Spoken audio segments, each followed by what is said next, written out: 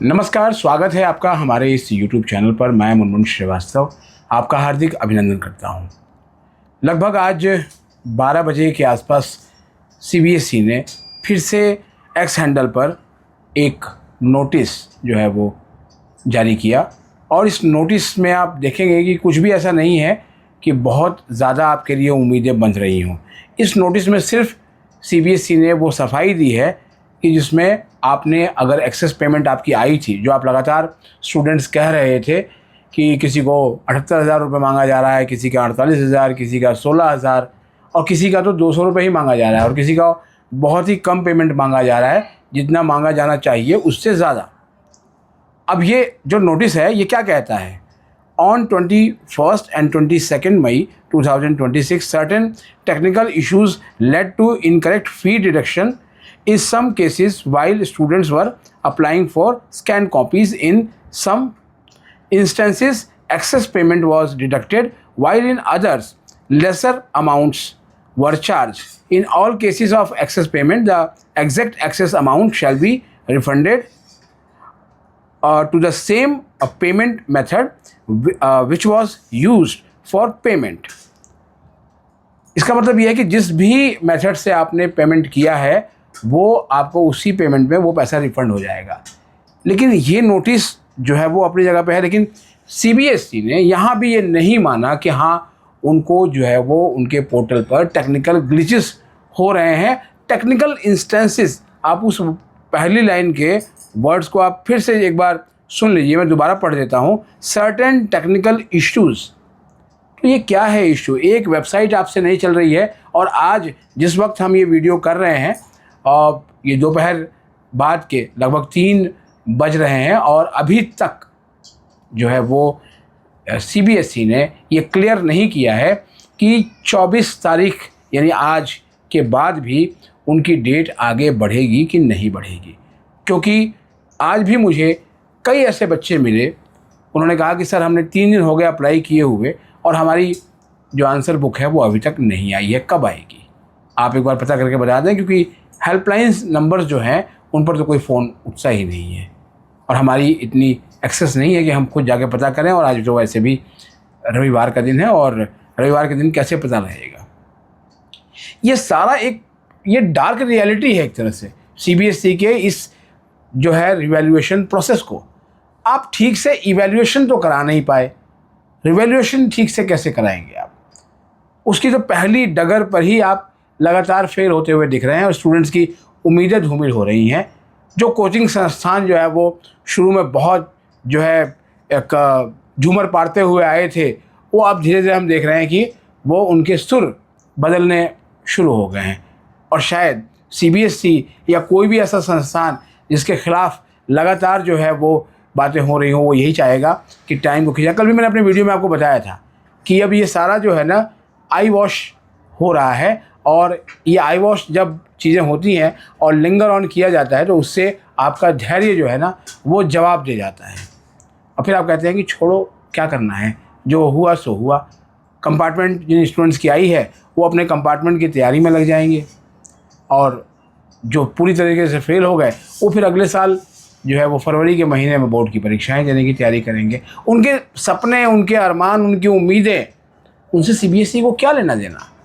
आपने अपनी गलती कहीं नहीं मानी। कल भी जिस नोटिस को जो CBSE की ओर से ऑफिशियली जवाब बताया जा रहा था, कोई जवाब नहीं था, वो एक तरह से एक एडवाइजरी थी कि हम फेयर, ट्रांसपेरेंट, एक्यूरेट, इन सब के ज़रिए जो है वो लगातार। और एक और वर्ड है जिस पर शायद बहुत कम लोगों का ध्यान गया होगा, या उन सर लोगों का ध्यान गया कि नहीं गया जो CBSE के बच्चों को पढ़ाते हैं ऑनलाइन माध्यम से। मैं स्कूली टीचर्स की बात नहीं करूँगा क्योंकि स्कूली टीचर्स तो बहुत ही ज़्यादा ख़िलाफ़ हैं। हालांकि फ़िलहाल वो कैमरे पर नहीं आना चाहते हैं, लेकिन उनका यही कहना है कि हम इस पूरे प्रोसेस में सबसे ज़्यादा जो है वो अगर गाज गिर रही है और आलोचनाओं का शिकार होना पड़ रहा है तो वो हमें होना पड़ रहा है। क्योंकि जब कॉपियाँ ब्लर, जब बच्चा एक्स हैंडल पर या फिर किसी और सोशल मीडिया प्लेटफॉर्म पर जब वो दिखा रहा है तो अप्रत्यक्ष रूप से टीचर जिम्मेदार माना जा रहा है कि भाई जिस आंसर के लिए उसको 1 नंबर मिलना चाहिए था वहाँ उसको 0 मिला हुआ है, या उसको 1 नंबर की जगह आधा नंबर मिला हुआ है। 8-8 9-9 नंबर तक जो है वो कैम है। कई कॉपियों में एक से दूसरे आंसर की जो है वो मगल्ड हो रखे हैं, तो टीचर ने चेक कैसे किया? तो टीचर की डिग्निटी पे सवाल है। लेकिन टीचर्स जो है वो, चाहे वो सीबीएसई के टीचर्स का फोरम हो या फिर स्कूलों का जो प्रिंसिपल एसोसिएशन हो, ये कहीं से इनकी तरफ से कहीं कोई बयान कुछ भी नहीं आया, जबकि उनके स्कूल के बच्चे ही प्रभावित हो रहे हैं। प्राइवेट कैंडिडेट्स की बात तो छोड़ ही दीजिए, तो उनका बयान भी नहीं आया। बच्चों के मन में अब ये भी सवाल है। एक पेरेंट ने मुझसे पूछा, सर अगर इवैल्यूएशन के लिए अप्लाई करेंगे क्या गारंटी है कि मार्क्स बढ़ेंगे? यानी अब आपके धैर्य की जो सीमा है वो कहीं ना कहीं टूट रही है, और जो है इसीलिए अब आप ये सवाल कर रहे हैं कि मार्क्स बढ़ेंगे भी या नहीं बढ़ेंगे।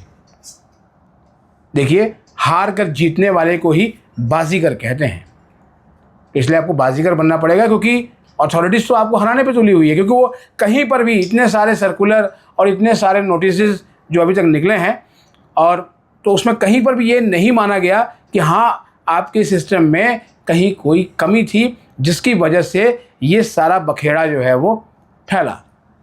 बस आप जो है वो एक तरफ डेट बढ़ा रहे हैं, और उम्मीद हम ये भी कर रहे हैं कि जो आज ये 24 की डेट है, इसका भी हो सकता है कि कोई ना कोई सर्कुलर जो है वो देर शाम तक जो है वो आ ही जाएगा कि जी डेट एक दिन हमने और आगे बढ़ा दी। क्योंकि आपके पास जो है वो अभी भी एक एक्स्ट्रा दिन है 26 तारीख से, जब उसका सेकेंड फेज शुरू होगा वेरिफिकेशन और इवैल्यूएशन का, तो आप उसको निश्चित रूप से जो है उसको बढ़ा सकते हैं। लेकिन उनका क्या, जिनकी आंसर स्क्रिप्ट ही अभी तक उनके पास नहीं पहुंची है, वो क्या करेंगे? पैसा उन्होंने दे दिया है, और शायद इसीलिए आप डेटा को छुपा रहे हैं, डेटा आप हाइड कर रहे हैं।